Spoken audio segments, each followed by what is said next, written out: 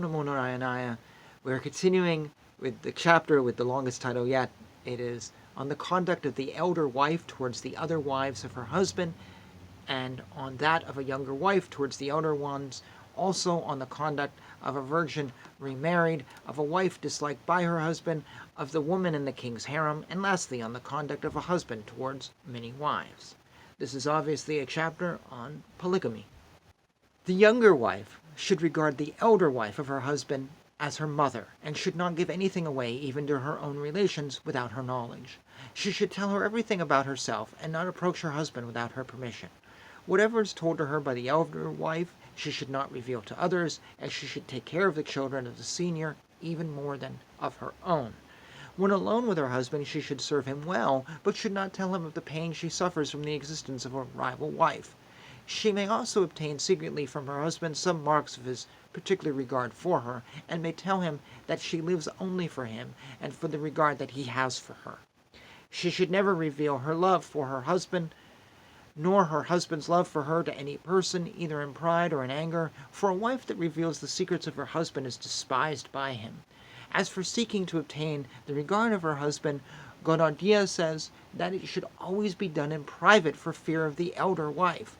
If the elder wife be disliked by her husband or be childless, she should sympathize with her and should ask her husband to do the same, but should surpass her in leading the life of a chaste woman.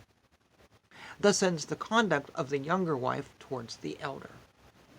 A widow in poor circumstances, or of a weak nature, and who allies herself again to a man, is called a widow remarried.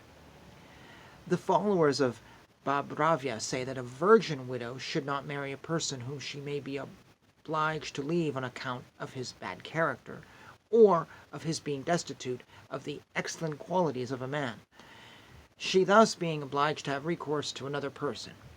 Gonardia is of the opinion that as the cause of a widow's remarrying again is her desire for happiness, and as happiness is secured by the possession of excellent qualities in her husband, joined to love of enjoyment, it is better therefore to secure a person endowed with such qualities in the first instance.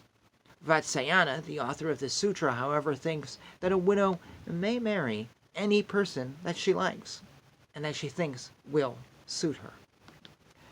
At the time of her marriage, the widow should obtain from her husband the money to pay the cost of drinking parties, at picnics with her relations, and of giving them and her friends kindly gifts and presents, or she may do these things at her own cost if she likes.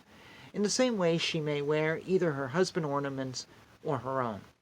As to the presents of affection mutually exchanged between the husband and herself, there is no fixed rule about them.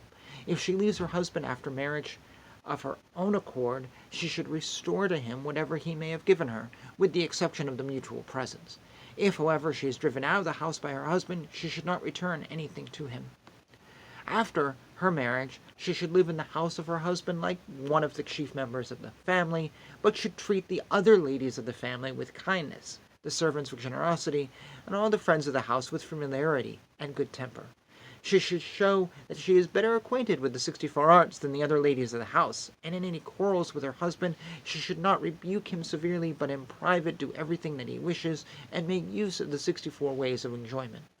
She should be obliging to the other wives of her husband and to their children. She should give presents, behave as their mistress, and make ornaments and playthings for their use.